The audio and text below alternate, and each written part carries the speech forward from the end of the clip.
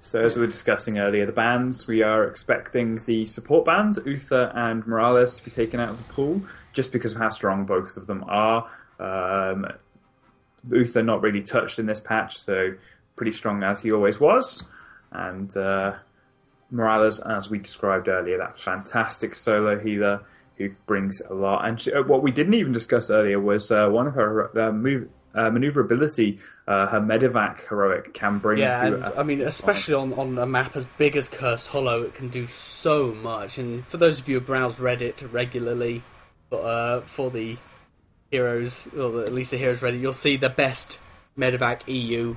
I don't know if you saw it, but basically the medevac flew in on Cursed Hollow to a boss, trying to steal it. And there was an ETC with mosh pit waiting for them, and they all got killed. They all dropped out into a mosh pit. Nice. So typical medevac plays.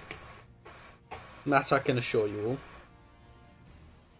But we're going to have Jaina first banned here.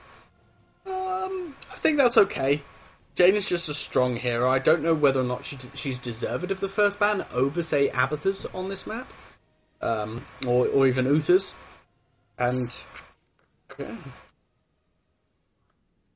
We are going to get Finish Quantum, ban out the Uther. Obviously nobody wants to... He's now top priority ban, I think, until the meta settles. He's going to be a bit of a default. His kit is very versatile, can be used to do a lot of different things. Still the only way to bring Unstoppable to a hero that doesn't naturally have it. And so, yeah, definitely going to be one for the ban pool there. We do have a locked-in pick there for noMercy, but it hasn't displayed on my screen yet. You know, the Kael'thas, there it is. It took a while for it to display on mine. It was a bit awkward getting some lag issues from heroesdraft.com. It does occasionally happen, guys, so bear with. So Kael'thas pickup. Kael'thas, we saw him do a little bit of work last game. I believe it was the I Don't Know Man guys who were rocking him. Just a pretty strong mage. You're going to take the Jaina out of the pool. He is the other good option. Yeah, like you say, Kael'thas, he's a super strong range assassin. He does a lot of damage, especially once you hit 13 and you get that power spike with the chain bomb. You can just spread it, and there's a lot of kind of close-knit engagements that happen on Cursed Hollow, as we saw last game, which allows Kael'thas to just kind of do what he wants. I mean, the zombie walls from the Nazebo last game as well were phenomenal in order to lock down one or two heroes and get those chain bombs to spread. But... yeah. Zagara Johanna pickup here for Finish Quantum. So they've got that super tank again. Last time I think it was I Don't Know Man that had it, and the Zagara. So Zagara we often see in the banned slot. She was banned last game. This time being picked up nice and early. Very flexible range. Yeah, she pushes a lane very hard by herself, and on such a big map, she's very crucial for that push. And as well as the fact that no matter what stage in the game, she provides a lot of range damage for team fights, and in fact, Devouring Maw can be a really, really crucial ultimate to have in a lot of team fights and engagements against multiple compositions. I mean, in a way, it's kind of like a mini Void Prism. Yeah. So, obviously not quite the same, but still very, very strong there. And a Kharazim Muradin pickup here from noMercy. So Kharazim support that is getting a lot more love these days. Interestingly good at dictating fights, but depending on which heroic takes, he can either save dying friends using his Divine Palm and allowing them to heal back up if they do get killed while under its effect, or alternatively he can go for that 7-sided strike and just be that constant threat to your tank line, able to chunk a tank down to normally about a third health remaining. Yeah. Just updating some stuff. Yeah, there we go. Sorry about that. So yeah, I really like the Kharazim pick as well. I think he's a very good support and potentially underrated by pubs in general, but by a lot of teams. And when we do see him, he either just doesn't quite do enough, or he does a lot of work. So hopefully he'll do a lot of work, and hopefully Finish Quantum will be able to deal with it. And then we did have the second round of bans in there as well. So the Nazebo being taken out by Finish Quantum, and the Rhaegar being taken out by noMercy. Rhaegar, strong support. Still think the Morales probably deserving of that ban a little more than Rhaegar.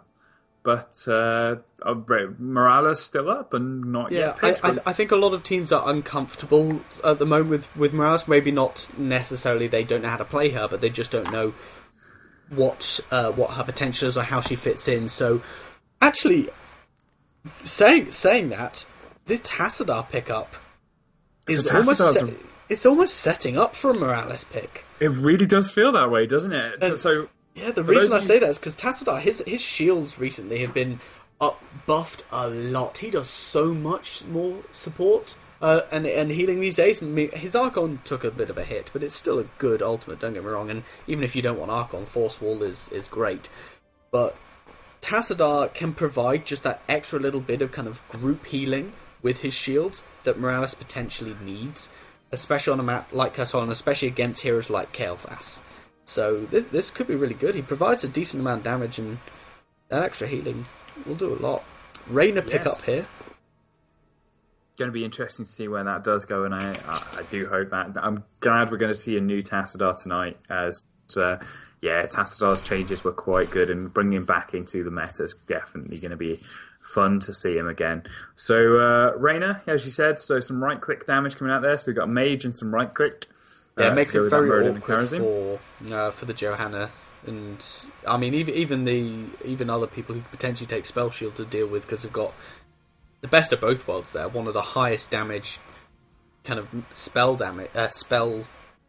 flinging characters in the game, and you got one of the highest right click damage heroes in the game. In fact, I believe Reyna can do with some seasoned marksman stacks the most DPS. Yeah, although saying that, I was testing some stuff out in try mode, and Gazlo most DPS at the moment.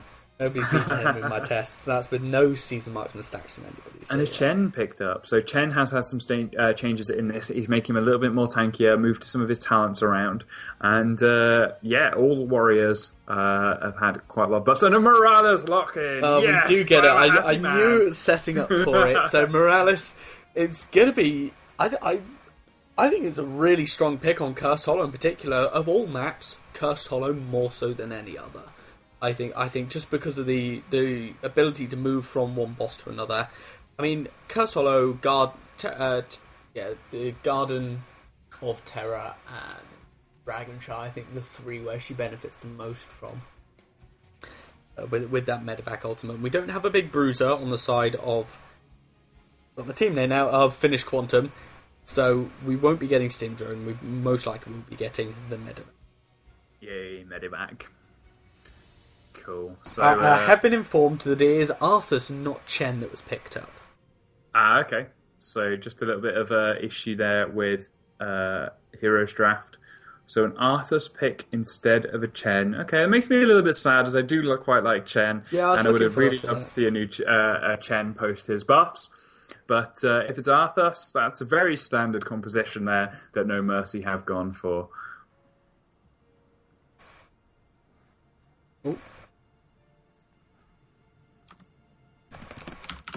We'll invite you to the game and we'll swap you over and get all this sorted.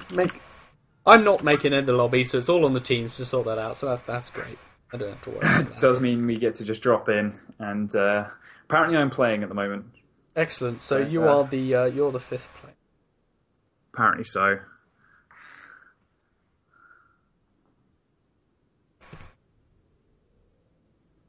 There we go. Lust is a caster. There we go. Got the fifth in.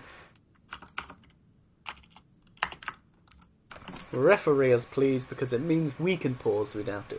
Teams. And now we're both referees, we're ready to get into this game. This is going to be round 2. noMercy HyperX versus Finish Quantum. Finish Quantum and noMercy both lost their first game, so still all to play for. And we have a Master Stitches skin over there before he changes to the Master Arthas. So I'm looking at the other team, and most of them wearing their base skins. Just some rekillers on the go here. We had Master Arthas, Master Stitches, and Master Malfurion skins for a moment there, but just a Karazim level 9 skin tint or level 8 skin tint, I forget which one. It's the last one, whatever level that comes out. And we've got a Master Arthur skin coming out here. So excited to see this Morales thing. Morales pick coming out. Definitely want to see how this plays out for the guys over on the name is on my tongue. Finish Quantum. That's what it is. They are not Finnish. They are British. And I've just been informed that the third match for round 1 is finally concluded, and Storm Wales win that 1-0, obviously versus Team Justice. So we can get the rest of round 2 started. Infinity eSports versus Storm Wales and Team Justice versus I Don't Know Man will be playing.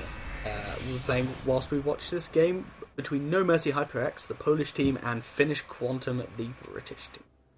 On Cursed Hollow, Lieutenant Morales pick for Finish Quantum. So I'm really hoping we get to see some phenomenal healing coming out of her. The single target is just absurd. I'm going to be watching that healing meter, counting every tick. Oh, it does so much. It's roughly, I think, at level 1, it does the most healing per second of anything. Like, Malfurion is somewhere like 130 healing per second in second place. Morales is 404 heals. Okay. So it's like triple the healing. But obviously she does have a chunk of mana issues in the early game if she constantly heals. So, for those of you who don't know, Lieutenant Morales, brand new hero who came out earlier today, she's got a huge single target heal. Her trait is a bit like Muradin's, it's a good self-heal for herself. She has a grenade, which does a bit of damage, and it has a huge knockback, but it travels very, very slowly. And she has a shield, which is, instead of a damage amplify, which we see on a lot of heroes, is damage absorb, so it reduces the damage taken by 25% for 3 seconds. So that's really, really good. But meanwhile, we're getting into this game. Would you like to introduce noMercy in the blue? Yeah, Nick. So for noMercy, we have Kotar playing Karazim. We have a Blaze playing Reyna. We have, I can't say his name, Crazy Zoo playing Arthas. Yeah. We have Fatty playing Muradin. And on the Chaos Bus, we have Nikken. Meanwhile, for... I forgot their name, I'm rubbish at this. Finish Quantum. We have Defeat playing the Johanna, Chase playing the Morales on that Unicorn, Mystify on that Master Skin Vala, I think. Tassadar is in the middle, played by Vero. Meanwhile, the Architect is going to be playing Zagara in the bottom lane. Now we have 3 heroes, again, up top. In fact, 3 heroes instead of being at bottom, which they were last time for Finish Quantum. So, swapping around. We've got this party bush happening here, though, in the bottom lane, and potentially a death on the Architect, as the creep wave does see them out. Muradin, Nikken, and they're all being very, very patient. Muradin gonna miss the stun. Really, really good dodge by the Zagara, and in fact, Architect surviving. That was a great movement. Good creep placement by her there, gave it a little bit of movement speed she needed to get back there, and then the really good dodge coming out, so the Architect does survive quite happily. Yeah, meanwhile, in top lane, we've got this Morales just channeling her heal on the Vala and keeping her alive. She took some tower shots after the Arthas froze her in place. Yeah. So there's probably not going to be much action again. This map not known for its nice early fights. You do get some nice tower pushes like we've got going on top, and it looks like that Finish Quantum are going to pick that up and give themselves a little bit of an XP lead. There's also now no ammo at all for the bottom tower, so that's going to be just completely gone, and they're going to take this entire wall. Now, I think that noMercy are going to have to make some rotations, because the Architect is playing Zagara very, very safe and probably won't give up a kill anytime soon, although saying that does get stunned out. They are able to pick up that top tower, so they are able to maybe engineer tower and gate push of their own, but while they're doing that, Finish Quantum are going to look to move towards the middle lane. So Morales has moved down there, and Johanna instead has been able to rotate to bottom. Yeah, stop this push happening. They've taken the entire wall top, and they're just going to rotate bottom and defend against the push there, not allow the experience advantage to lose their experience advantage of currently just a tower. So 3 versus 3 in the bot lane, and the tribute just spawn where all of them are. So it's going to be a nice, good fight here. We do see last time we did see Finish Quantum very, very reluctant to fight. We'll see if they're the same now that they've got the Morales on their side. Yeah, and gonna have Johanna take a little bit of damage, but Morales with that heal been doing so much work. Chase trying to capture the tribute, not going to work. It's going to get interrupted. But wow, Kotar on that Karazim take a lot of damage, and meanwhile Vala gets caught out there. Really, really good route and stunned by the Arthas and Muradin respectively. And the Arthas taking the damage as he should be doing as a tank, and still a 5v4. Vala's only just respawning. It's going to take a while for her to get over here. Fatty positioning himself very aggressively there, doing what he needs to zone out. Zagara doing her poke damage with her drop pod coming in. The roach is doing a lot of damage. Meanwhile, Tassidar's getting a lot of cover damage with his Psionic Storms. Vala's come back in now, Mystify. Full health, full mana. Looking to get something done. Yeah, nice easy tribute when the Vala does come back in. The Morales had been healing up all the guys there for Finish Quantum, and it did mean that it was going to be a lot harder fight if noMercy wanted to fight that, so they opted to poke a little bit and back out. So a good choice by them. They gave up the tribute, but they didn't lose too much in the fight. They did pick up a kill there, and so they're not behind on experience anymore. Yeah, and just to mention the Morales talents, as this is the first game we're seeing her with, the general level 1 talent you want to take is one we have seen being taken here, Trauma Trigger. It's a self-safeguard, which is her damage reduction ability upon taking damage below half health. So it's on a 20-second cooldown, separate to the actual ability, but it actually gives Morales a decent chunk of survivability, especially for the fact that she actually has no ability to heal herself other than her trait, which is like Muradin's. You've got to wait until you're out of combat for a chunk of time before. Yeah, so it's 4 seconds. She needs to be completely out of combat before she starts healing for 3% per second. It's quite a long time, actually, when you're playing her. At certain times, you're just like, come on, kick in, I need to survive and get back in that fight. But it doesn't want to let you.